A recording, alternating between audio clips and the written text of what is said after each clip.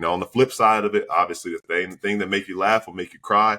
Couple snubs. The ones that I wrote down were the people that got the most love when they announced this on NBA on TNT. Norman Powell's one that you mentioned, because I was kind of surprised. They like Shaq and Chuck seemed heartbroken that Norman Powell wouldn't be in the All-Star game, which is a little surprising to me given the way that they aren't familiar with everybody's game sometime. But other ones I mentioned, Domantas Sabonis, Trae Young, LaMelo Ball, of course. I understand the team success aspect of LaMelo, but what say you about snubs? Who else stands out to you? And I guess who are you most gutted for not making it to this All-Star game?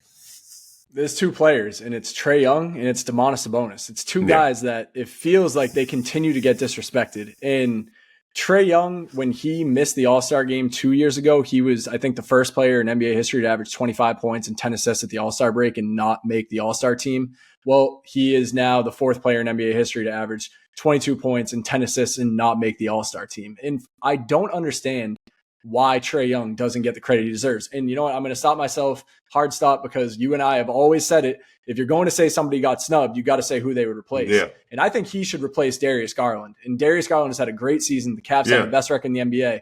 But with the fact that Evan Mobley is an all-star, the Cavs got their representation that they needed. Now, am I mad that they got 3 all-stars? I'm not. But Trae Young is having a better season than Darius Garland is. And yes, the Hawks are going through some struggles. No, they're not above 500. But what would that team look like and what would that record look like if Trae Young wasn't playing at the level that he is this season? He is one of the most dynamic playmakers in the NBA. He leads the league in assists per game. He leads the league in points, assists, double-doubles. He leads the league in 30-10 games. He leads the league in 20-10 assist games. This is a player who everything that he has done points to him being an all-star, and for whatever reason, he never seems to get that love. And the same goes for Domantas Sabonis. I was looking at it before this. Every single player in NBA history that has averaged 25 points, 10 rebounds, 5 assists per game on a winning team has made the All-Star team. Domantas Sabonis today is the first player in NBA history to do that and not make the All-Star team. This guy is leading the league in rebounds. He's averaging 14 rebounds a game, 6 assists. He's averaging over 20 points. The Kings are above 500.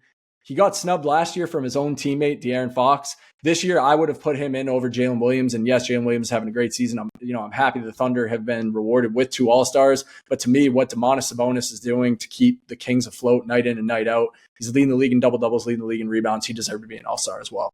Yeah, I couldn't argue with either of those right there. And Trae Young is approaching the territory of being one of the most overlooked and disrespected stars in this league, and probably has passed that territory as far as like the All-Star snubs, not really getting into consideration for the national team and things of that nature. And it's like, this makes you wonder, like, what did he do to make people upset? Is it people still mad about the score bug during ESPN while he was in Oklahoma? Like, I don't know what's going on. People are still salty about that. Like, there's really no excuse at this point in time. And when you talk about what he's done this year, people might roll their eyes, but he had a huge role in getting Atlanta to Vegas for the NBA Cup as well. Like, that's something that was not that long ago, but the Hawks have come up on a tough stretch lately, and Jalen Johnson's out for the season. And it just feels like a lot of times, I don't know when exactly coaches vote and submit their ballots, but a lot of this, there might be a little bit of recency bias with some of these guys. And I do think that, again, like there's a little bit of a reputation, whether it's defense, lack thereof, with what's going on with Trae Young. And honestly, either Darius Garland or there's an argument to be made for Damian Lillard to be the guy. Again, he's been good,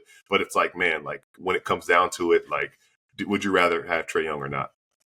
Wow, I completely overlooked the fact that Damian Lillard, I don't know, I guess there was so much going on when they announced the All-Star rosters. I would put him in over Damian Lillard, not Darius Garland. Okay. Now I got to walk back my take. Damn, like you just called me out. Sorry, like Darius. My fault, DG. I didn't mean it.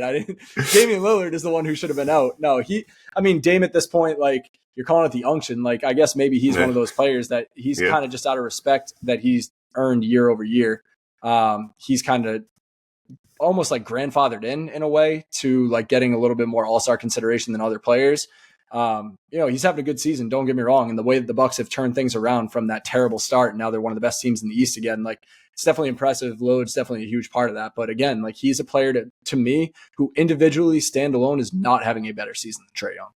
Yeah. And I think the big thing before we go on a break here, when I talk about Damian Lillard, like it's like a great season, but it's not something we haven't seen from Damian Lillard before. In fact, it's probably like, again, he's in the later stages of his career, and it's not that he's taking a big step back. I'm not saying he's washed or he's fallen off, but it's not like, oh man, like Dame is like keeping it up. Like we're seeing kind of like the natural regression of Dame playing for a team that's had ups and downs.